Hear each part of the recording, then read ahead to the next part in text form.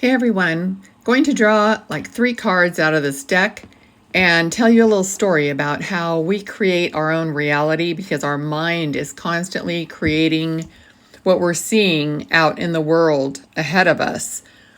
So the first card, happy, happy, number 26.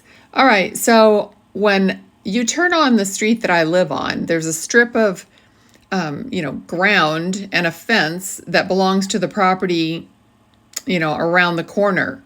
And that strip of dirt, it had these 2 giant things of cactus growing. I mean, they just got bigger and bigger over the years, and it was just huge. And there was all kinds of like critters always going in there and whatnot. And I just drove by like a few days ago, and I said to myself, this all needs to be cut down and cleaned away. That's kind of because I'm trying to practice just deciding what I want to see in the world instead of pointing out the negative part of it, just making a decision, a choice of what I want to see instead. So I did that. I just did, this all needs to be gone. This needs to be cleaned up. It would be so much better. I just decided that's what needs to happen. And literally 2 or 3 days later, I drove by, not a single bit of cactus is there. I don't know. It's just, they just cleaned it all up. I never saw anyone. They're completely like gated and fenced in, this property, so you rarely ever see anyone there.